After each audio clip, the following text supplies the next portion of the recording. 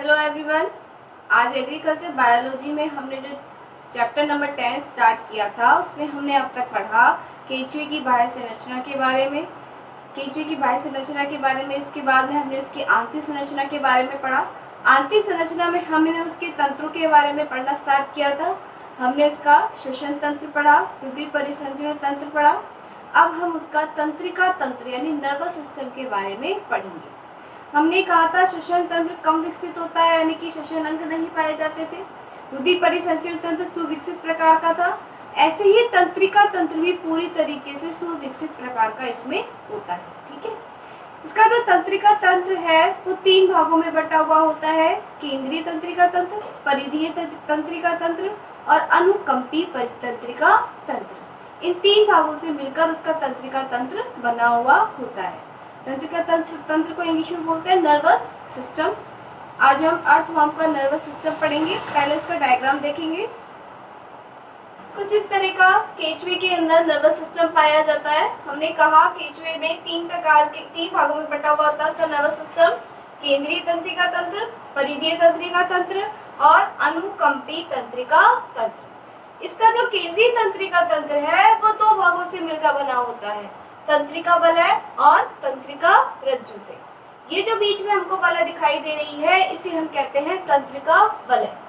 क्या कहेंगे इसे? तंत्रिका वलय।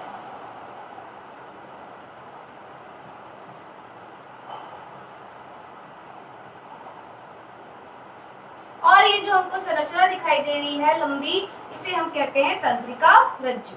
ठीक है, केंद्रीय तंत्रिका तंत्र के 2 भाग, तंत्रिका वलय और तंत्रिका रज्जु। इसी में परिधीय तंत्रिका तंत्र भी पाया जाता है।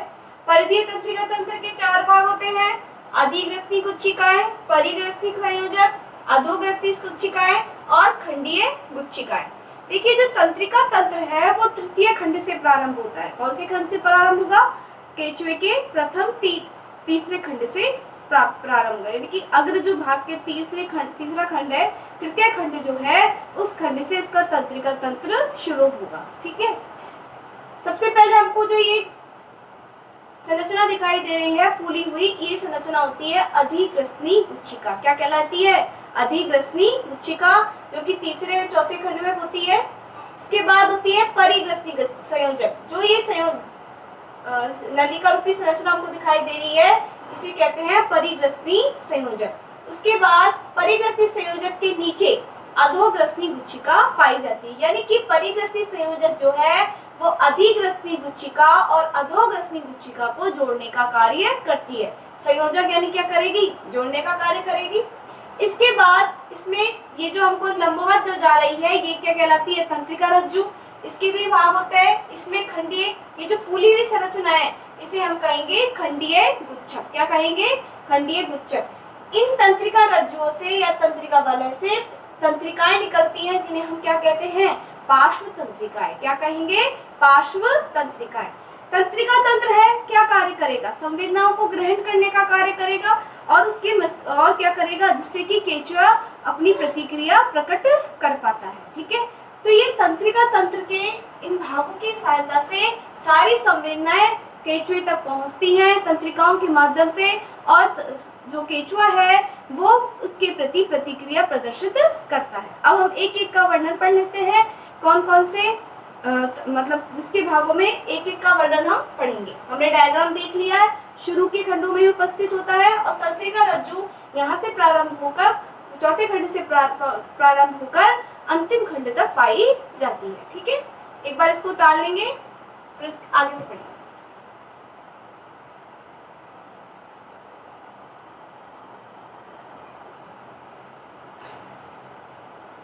अब हम पहले बात करते हैं केंद्रीय तंत्रिका तंत्र की। तो हमने कहा इसमें एक तंत्रिका वलय और एक तंत्रिका रज्जु पाई जाती है।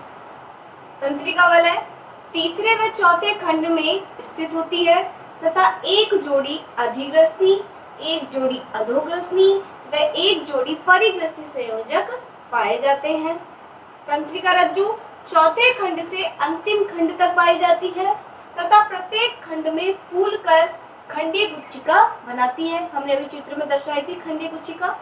इसके बाद बात करें परिधीय तंत्रिका तंत्र की, तो तंत्रिका वलय व तंत्रिका रज्जु से निकलने वाली तंत्रिकाएं परिधीय तंत्रिका तंत्र बनाती हैं। यानी कि तंत्रिका वलय और तंत्रिका रज्जु से जो तंत्रिका निकलेंगी वो किसका निर्माण करेंगी? परिधीय तंत्रिका तंत्र का निर्माण करेंगी। कितनी होती हैं? 4 होती हैं अधिग्रसनी गुच्छिकाएं। इनसे 8 जोड़ी तंत्रिकाएं पुरोमुख यानी कि प्रोस्टोमियम व मुख तक जाती है। परिग्रसनी संयोजक, इनसे 2 जोड़ी तंत्रिकाएं, कितनी? 2 जोड़ी तंत्रिकाएं परिमुख यानी परिस्टोमियम व मुख तक जाती हैं। तीसरा है अधोग्रसनी गुच्छिकाएं, इनसे 3 जोड़ी तंत्रिकाएं, कितनी? 3 जोड़ी तंत्रिकाएं दूसरे, तीसरे व चौथे खंड तक जाती हैं। खंडीय गुच्छिकाएं, प्रत्येक खंडीय गुच्छिका से 3 जोड़ी तंत्रिकाएं पेशियों व त्वचा को जाती हैं। कहाँ तक जाएंगी? पेशियों व त्वचा को जाएंगी। फिर बात करें अनुकंपी तंत्रिका तंत्र की। यह तंत्रिका तंत्र जालिका के रूप में होती है। किस रूप में होती है? जालिका के रूप में, जो मांसपेशियों के अंदर व आहार नाल तक फैला रहता है। तो ये केंचुए का तंत्रिका तंत्र था। जैसे ही केंचुए के संवेदांगों को कोई संवेदनाएं पहुंचाई जाएंगी, वो संवेदनाएं कहाँ आएंगी? तंत्रिका वलय या तंत्रिका रज्जु तक आएंगी। उसके लिए तंत्रिका वलय और तंत्रिका रज्जु से जो तंत्रिकाएं निकल रही हैं, उन तंत्रिकाओं के माध्यम से वो प्रेरण है वो किया जाएगा, और जो जंतु है जो संवेदांग से जो संवेदना आई थी उनके प्रति प्रतिक्रिया करेगा। ठीक है, इस प्रकार से इसका तंत्रिका तंत्र कार्य करता है। अब हम इसके जनन तंत्र के बारे में पढ़ेंगे। एक बार इसको नोट डाउन कर लेंगे।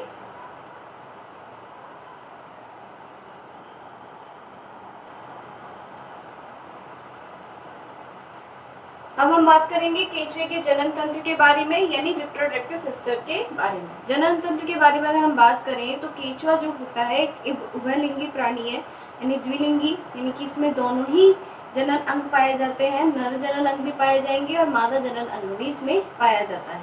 दोनों ही जननांग इसमें उपस्थित होते हैं, सुविकसित होते हैं पूरी तरीके से। ठीक है, इसके बाद बात करें तो केंचुए में पूर्ववंता पाई जाती है। केंचुए में पूर्ववंता पाई जाती है। पूर्ववंता क्या होती है?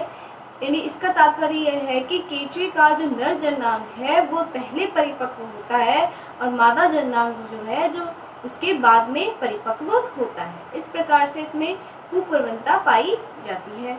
अब हम बात करें इसके नर जननांग की, तो नर जननांग में कौन कौन से भाग पाए जाएंगे? नर जननांग में वृषण, वृषणकोश, शुक्राशय, प्रोस्टेट व सहायक ग्रंथियां पाई जाएंगी। और मादा जननांग में अंडाशय, अंडकीप, अंडवाहिनियां, मादा जनन छिद्र व शुक्रग्राहिका होती है।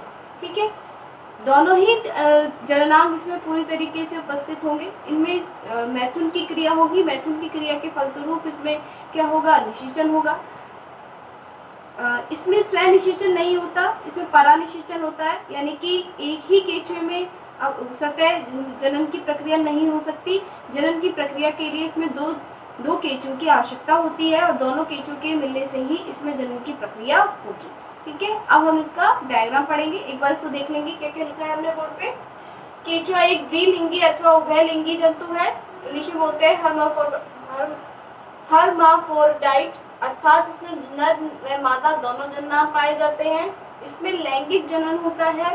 केंचुए में पुंपूर्वता यानी कि प्रोटेंडर्स यानी अवस्था पाई जाती है। क्या है इस अवस्था में? अर्थात नर जननांगों का विकास मादा जननांगों से पूर्व होता है। नर जननांग में वृषण, वृषणकोश, शुक्राशय, प्रोस्टेट व सहायक ग्रंथियां होती हैं।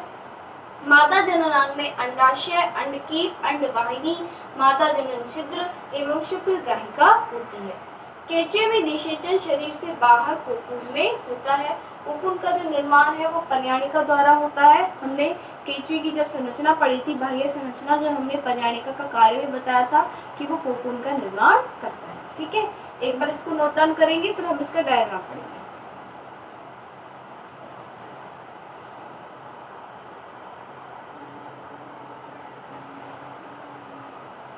तो ये केंचुए का जनन तंत्र है, रिप्रोडक्टिव सिस्टम है। सबसे पहले हम देखते हैं कि इसमें नर और मादा दोनों जननांग इसमें उपस्थित होते हैं। तो दोनों जननांगों को हम डिफाइन करेंगे। सबसे पहले छठे, सातवें, आठवें और नवें खंड में शुक्रधानी यानी शुक्रग्राहिकाएं पाई जाती हैं, जो कि मादा जननांग का भाग होती हैं, जो कि क्या कार्य करेंगी, जो कि शुक्राणुओं को ग्रहण करने का कार्य करेंगी। उसके बाद 10वें खंड में वृषण पाया जाता है। 10वें और 11वें खंड में वृषण कोश पाए जाते हैं। वृषण के नीचे शुक्र वाहिनी की पाई जाती है, जो कि वृषण के नीचे भी होती है और शुक्राशय के नीचे भी पाई जाती है। ये जो नरजनांग है, ये शुक्र वाहिनी द्वारा प्रोस्टेट ग्रंथि में खुलता है। प्रोस्टेट ग्रंथि जो होती है वो 17, 18 और 19वें खंड में पाई जाती है। प्रोस्टेट ग्रंथि के ऊपर सहायक ग्रंथियां पाई जाती हैं, ठीक है। उसके बाद अंडाशय की बात करें तो 13वें खंड में अंडाशय पाया जाता है। अंडाशय के नीचे अंडवाहिनी कीप होती है, जो कि अंडवाहिनी में खुलती है, जो कि 14वें खंड में होती है। इसके अलावा सह शुक्र नलिकाएं होती है, जो प्रोस्टेट ग्रंथि से निकलती है। पर्याणिका क्षेत्र जो मैंने आपको पहले ही बताया 14, 15, 16वें खंड में होता है, जो कि कोकून का निर्माण करता है, ठीक है। देखो इसका जो जनन तंत्र है उसमें मैंने आपको बताया कि परानिषेचन पाया जाता है, यानी कि स्वयं निषेचन नहीं होगा, 2 केंचुओं के माध्यम से इसमें निषेचन होगा। जब निषेचन की प्रक्रिया होती है तो इसमें क्या होता है कि एक केंचुआ तो सीधा और दूसरा केंचुआ उसके उल्टे की तरफ, यानी कि पहले केंचुए का अग्रभाग दूसरे केंचुए के पश्चिम भाग से और पश्चिम भाग से जाके मिलता है, यानी दोनों एक दूसरे के विपरीत होते हैं। मान लीजिए ये एक केंचुआ है, केंचुए का अग्रभाग है और ये पश्चिम भाग है, तो दूसरा केंचुआ जो है वो इस तरीके से इसे मिलेगा, यानी कि इसका नीचे वाले का अग्रभाग और ऊपर वाले का पश्चिम भाग और नीचे वाले का पश्चिम भाग और ऊपर वाले का अग्रभाग, इस तरीके से ये इनके मैथुन की प्रक्रिया होगी। और मैथुन की प्रक्रिया में नर जनांग द्वारा शुक्र वाहिनी में शुक्राणुओं का स्राव किया जाएगा, जो कि कहाँ तक पहुंचेगा, अंडाशय में पहुंचेंगे, ठीक, जो कि शुक्रधानी में शुक्राशय में क्या होता है, शुक्राणु यहाँ पर रहेंगे। जैसे ही ये दोनों मैथुन की प्रक्रिया के द्वारा एक दूसरे से हटेंगे तो क्या होगा, ये जो पर्याणिका क्षेत्र है ये कोकून का निर्माण करेगी। कोकून खिसकता ऊपर की तरफ जाएगा, जहाँ से अंडवाहिनी में से अंड और शुक्रधानियों में से शुक्राणु बाहर की तरफ निकलेंगे और बाहर की तरफ निकल के जो शुक्राणु है और अंडाणु है दोनों कोशिकाओं का संयुग्मन होगा और युग्मनज का निर्माण होगा, ठीक है। तो इस प्रकार की ये प्रक्रिया होती है, रिप्रोडक्टिव सिस्टम होता है। अब हम एक एक करके पहले नर जननांग के बारे में पढ़ लेते हैं, फिर मादा जननांग के बारे में पढ़ेंगे। एक बार आप इसको नोट डाउन कर लेंगे।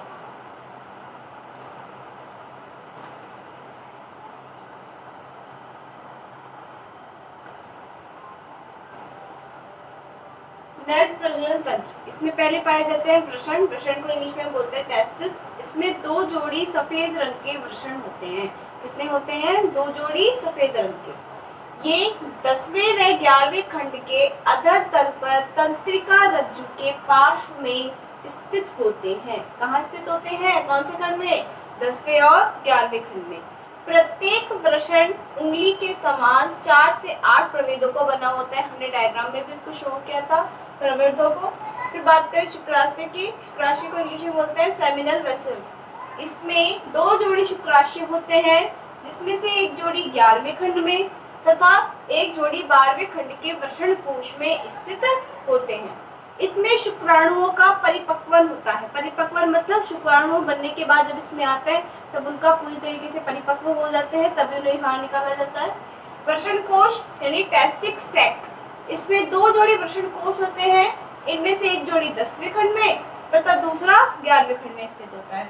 शुक्र वाहिनियां वास डेफ्रेशिया, एक जोड़ी शुक्र वाहिनी 10वें खंड से तथा दूसरी जोड़ी 11वें खंड से निकलकर 18वें खंड में प्रोस्टेट नली से संयुक्त होती है। प्रोस्टेट ग्रंथि कितनी होती है, एक जोड़ी प्रोस्टेट ग्रंथि होती है, जो कि 16वें खंड से 20वें खंड तक फैली रहती है। इसका स्राव शुक्राणु को चिपकाए रखता है, आपस में चिपकाए रखता है। फिर बात करें सहायक ग्रंथि की, एक्सेसरी ग्लैंड्स, ये एक जोड़ी 17वें खंड में तथा एक जोड़ी 19वें खंड में पाई जाती है। तो ये तो क्या हुआ हमारा, केंचुए का नर जनन तंत्र। अब पढ़ेंगे मादा जनन तंत्र, एक बार नोट डाउन कर लो इसको।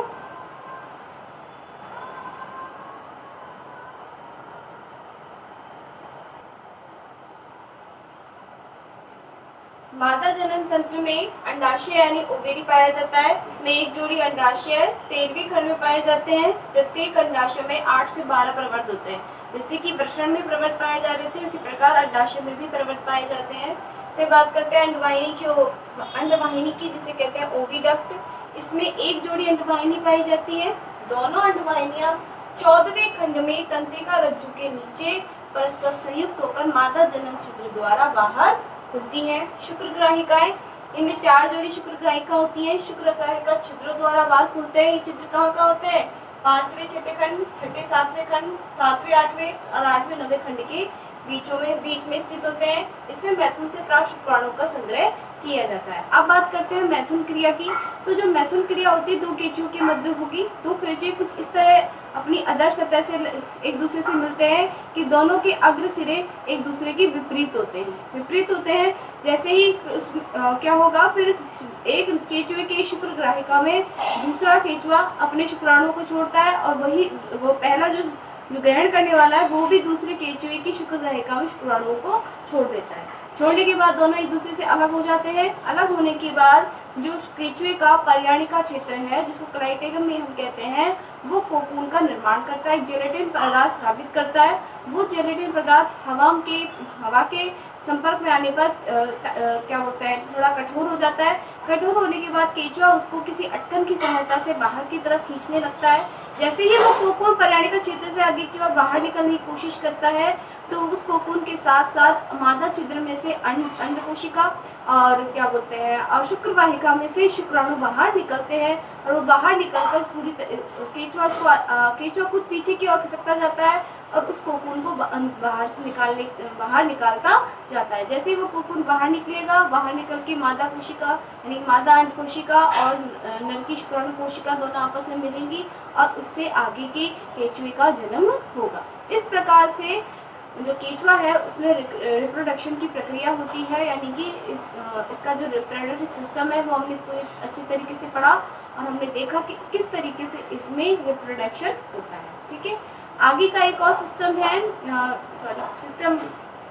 इसकी पाचन की प्रक्रिया है वो थोड़ी जटिल है, थोड़ी बड़ी है, उसको हम अगली वीडियो में समझेंगे। Thank you.